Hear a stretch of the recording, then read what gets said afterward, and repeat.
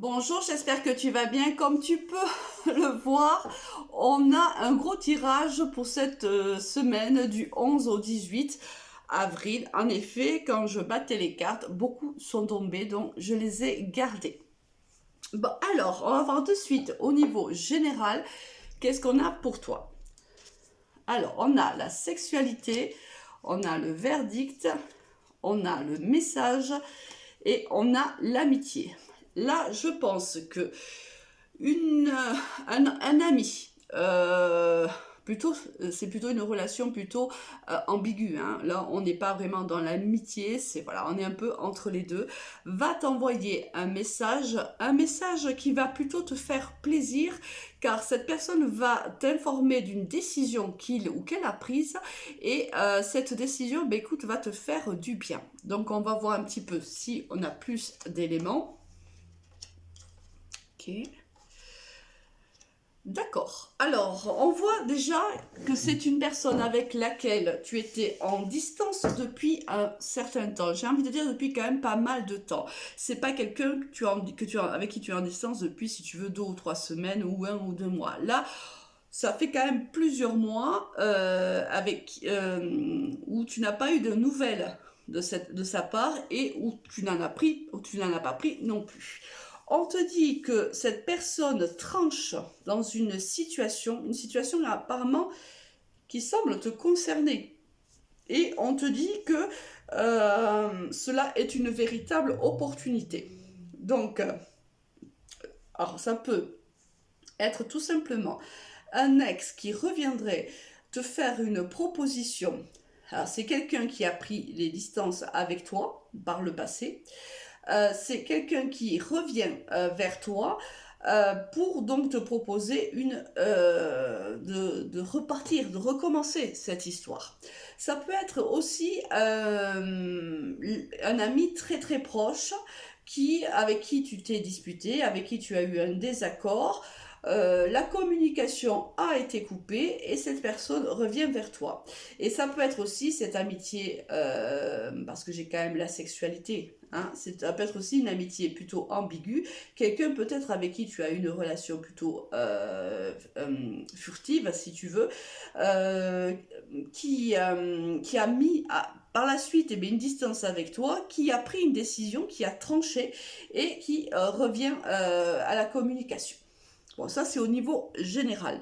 Alors je pense que là on est vraiment soit dans le sentimental, soit dans le relationnel, d'accord? Parce que ça peut être aussi un membre de ta famille, d'accord? Au niveau sentimental, oh, dis donc, j'ai juste oublié hein, l'énergie avec laquelle tu rentrais dans cette semaine. Ah, écoute, tu étais jusqu'à maintenant, comment dirais-je, tu avais du moins l'impression d'être pieds et mains liés, ce qui n'était pas forcément le cas, parce que tu peux voir que ici, le pendu, là, le pendu est à l'envers, est sorti à l'envers et je l'ai gardé comme ça. Hein. Mais bon, tu vois bien que le pendu, normalement, il est ainsi. Il est retenu par une corde à un pied, mais rien nous laisse croire qu'il a les mains et les poignets attachés. On a plutôt l'impression qu'il est en fait comme un équilibriste sur un fil. Il est posé là. Moi, le pendu, c'est pour moi une carte d'immobilisation. C'est une carte qui nous dit que que tu ne bouges pas, que tu ne prends pas de décision. Là, tu es en mode observateur, en mode réflexion. Tu ne passes pas à l'action. Alors que cette semaine, il est sorti à l'envers. Ça veut dire que jusqu'à maintenant, par rapport à une situation, tu étais dans l'immobilisme, mais tu décides cette semaine que tu sors de cet état-là et tu décides en fait de prendre le taureau par les cornes. Alors, on va voir pourquoi. Au niveau sentimental, qu'est-ce qu'on a? Écoute, encore le message, encore la notion de temps. Ah bah écoute, hein, il y a quelque chose là. Hein. Je pense qu'en effet, c'est au niveau sentimental ici. Hein. Alors, on voit que, en effet, ça faisait longtemps ça fait longtemps que tu as envoyé un message à cette personne, c'est possible. Mais le message que tu lui as adressé, On voit bien que c'était un message qui était plutôt réfléchi, plutôt sobre. Hein. Je ne sais pas pourquoi tu lui as envoyé quel était le sujet, mais on voit que ce n'était pas, si tu veux, un message où tu lui disais à quel point il te manquait ou autre. Il y a eu un message plutôt sobre que tu lui as adressé il y a quelques semaines. C'est peut-être pour ça aussi que tu reçois en retour le message de cette personne-là. On voit que ce message, si tu veux, il est fait avec beaucoup de subtilité. Je sais pas, peut-être as-tu appris qu'il vivait quelque chose de difficile et lui as-tu envoyé tout simplement un petit mot de réconfort, mais très furtif.